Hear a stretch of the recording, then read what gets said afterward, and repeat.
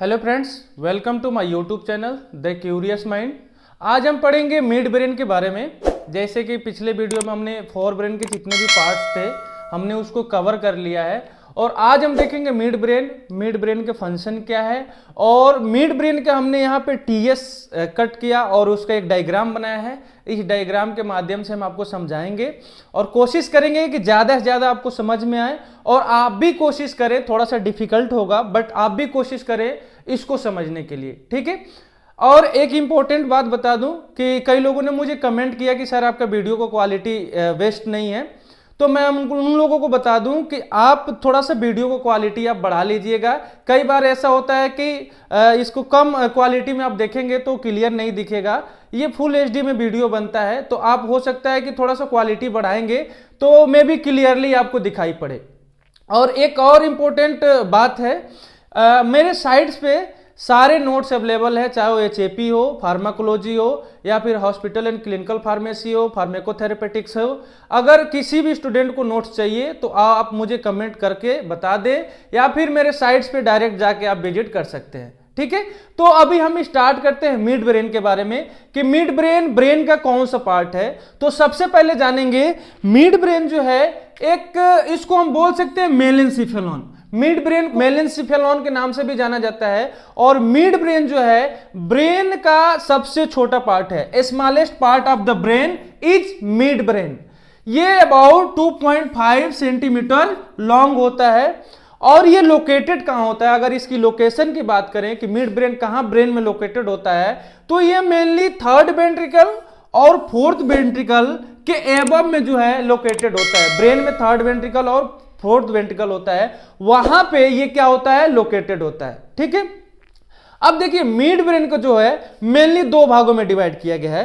First is the tectum और second is the cerebral पेंडुकल्स। अब tectum में देखेंगे तो टेक्टम में मेनली सुपीरियर कोलुकुलाई और इंफीरियर कोलुकुलाई आएंगे, और सेरिब्रल पेंडुकल्स में आपके टगमेंटम, सस्टेनिया नाइग्रा और क्रस सेरेरी ये आपके आएंगे। तो इसमें एक हमने डायग्राम बनाया है। ये टीएस का किसका किया है, मिड ब्रेन का टीएस है, जिसमें हमने डायग्राम बनाया है। तो फर्स्टली हम देखेंगे टेक्टम में क्या आएंगे, तो ये वाला जो पार्ट है, ये ऊपर वाला पार्ट, इससे ऊपर वाला जो ये पार्ट है, ये आपके आ जाएंगे टेक्टम, और टेक्टम में आपके आएंगे सुपीरियर कोलुकुलाई और इंफीरियर कोलुकुलाई। सुपीरियर मतलब जो ऊपर का हो या आगे का हो, इंफीरियर मतलब जो नीचे का। तो ये देखिए सुपीरियर कोलुकुलाई में आपके कौन से आएंगे, ये आपके आएंगे सुपीरियर कोलुकुलाई। सुपीरियर कोलुकुलाई में आपके जितने भी विजन एक्टिविटी होंगी, रिफ्लेक्शन होगा, ये सारे सुपीरियर कोलुकुलाई क्या करेंगे, इसको रिले करेंगे, एक्टिवेट करेंगे, और इसको क्या करेंगे, कंट्रोल करेंगे।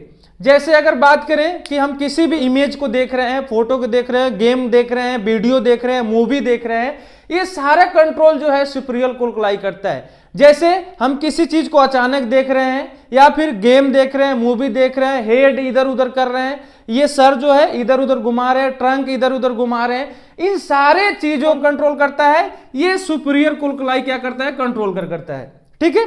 अब देखेंगे इन्फीरियर कोलिकुलाई। इन्फीरियर मतलब जो सुपीरियर से पीछे हो या नीचे हो, तो इसको क्या बोलेंगे, इन्फीरियर कोलुकुलाई।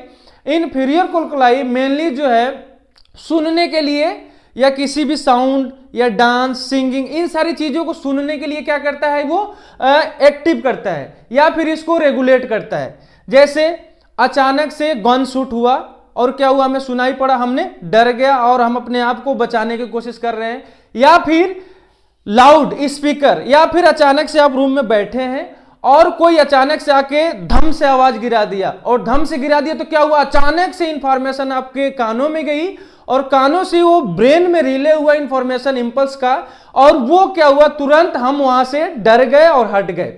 तो इन सारे चीजों को एक्टिवेट करने का काम कौन करता है, इन्फीरियर कोलुकुलाई, ठीक है। हमें आशा है कि आपको समझ में आ गया होगा। जो इन्फीरियर कोलुकुलाई है वो मेनली, जैसे गन शूट कर रहे हैं, कोई भी व्यक्ति गन शूट कर रहा है, तो अचानक से हम क्या करते हैं, डर जाते हैं, मतलब तुरंत इंफॉर्मेशन हमारे कानों के द्वारा ब्रेन को जाती है, और ब्रेन तुरंत हमको यह बताता है कि तुरंत वहां से साइड होना है, ठीक है। या फिर लाउड या डीजे, इन सारे चीज को सुनने का काम कौन करता है? इंफीरियर कोलकलाई। तो ये आपके जो पार्ट है टेक्टम वाले पार्ट में आ रहे हैं। टेक्टम कौन सा है? ये सबसे ऊपर वाला पार्ट है टेक्टम। इतना जो पार्ट है ये टेक्टम का पार्ट है। अब देखते हैं सेरिब्रल पेंडुकल्स। जो सेरिब्रल पेंडुकल्स है हमने अभी बताया ये 3 भागों में डिवाइड है, टेगमेंटम, सेप्टिनिया नाइग्रा और क्रस सेरेरी। अब यहां पे जो नीचे वाला पार्ट है सेरिब्रल पेंडुकल्स, ये मेनली सेरिब्रल एडुक्वेक्ट के द्वारा ये डिवाइड हो रहा है, जिसमें देखेंगे तो ये वाला पार्ट यहां से लेके यहां तक, ये वाला पार्ट जो है टेगमेंटम। ये वाला पार्ट क्या है? टेगमेंटम। और ये जो बीचों बीच दोनों साइड ऐसे लाइनिंग बनी हुई है, ये आपके क्या है? सेप्टिनिया नाइग्रा। सेप्टिनिया नाइग्रा जो है एक पतली लेयर होती है, इसको हम क्या बोलेंगे? सेप्टिनिया नाइग्रा। और ये मिड ब्रेन के दोनों साइड पाए जाएंगे। अगर देखा जाए तो ये 2 होते हैं। और उसके बाद जो क्रस सेरेरी है, क्रस सेरेरी में 2 होंगे, एक ये होंगे और एक ये होंगे। क्रस सेरेरी ये आपके 2 होंगे। और जो ये पेंडुकल्स होंगे सेरिब्रल पेंडुकल्स, ये 2 भागों में डिवाइड है। एक है लेफ्ट सेरिब्रल पेंडुकल्स और दूसरा है राइट सेरिब्रल पेंडुकल्स। तो ये आपस में 2 भागों में डिवाइड होते हैं। तो यहां पे देखेंगे तो सेप्टिनिया नाइग्रा भी 2 हैं और सेरिब्रल पेंडुकल्स भी 2 हैं। और ये जैसे यहां पे हमने टीएस कट किया तो आपका यहां पे मिला टेक्टम, बीच में देखेंगे टेगमेंटम, यहां देखेंगे तो आपका सेरिब्रल पेंडुकल्स मिला। और यहां से अगर इसको हम कट करेंगे तो ये किसके द्वारा हो रहा है? इंटरपेंडिकल्स फोसा के द्वारा ये आपस में 2 भागों में डिवाइड हो रहे हैं। एक इधर सेरिब्रल पेंडुकल्स है और एक इधर सेरिब्रल पेंडुकल्स है, एक इधर सेप्टिनिया नाइग्रा है और इधर सेप्टिनिया नाइग्रा है। ठीक है, तो हमें आशा है आपको समझ में आ गया होगा। और यहां पे सेप्टिनिया नाइग्रा के देखा जाए तो सबसे इंपॉर्टेंट एक फंक्शन है। सेप्टिनिया नाइग्रा में आपका पाया जाता है कॉर्डिट पुटमिन न्यूरॉन्स। कॉर्डिट पुटमिन न्यूरॉन्स जो है ये क्या होता है? ये हमें चीजों को रिमेंबर करने या किसी चीजों को इंफॉर्मेशन को पहुंचाने में हेल्प करता है। In the condition of old age, जो व्यक्ति बूढ़े हो जाते हैं उसमें सेप्टिनिया नाइग्रा का लेवल कम हो जाता है, जिससे क्या हो जाता है? उसमें उसको पार्किंसन डिजीज हो जाता है। ये सेप्टिनिया नाइग्रा जो है रिस्पॉन्सिबल होता है डोपामिन को लेवल को मेंटेन करने के लिए। ठीक है, जब पार्किंसन होता है तो उस कंडीशन में डोपामिन का लेवल कम हो जाता है, जिसके वजह से व्यक्ति को क्या होता है? पार्किंसंस होता है, हाथ काम नहीं करता है, हाथ कामने लगता है, किसी चीज को उठा नहीं पाते हैं। तो ये इसके लिए क्या होता है? सेप्टिनिया नाइग्रा ही रिस्पॉन्सिबल होता है। और सेप्टिनिया नाइग्रा में कॉर्डिट पुटमिन न्यूरॉन्स होता है जो क्या करता है? रिलीज करता है डोपामिन को। ठीक है, तो ये रहा पूरा आपका मिड ब्रेन का एक छोटा सा लेक्चर। हमें आशा है कि आप समझ गए होंगे। Okay, thank you.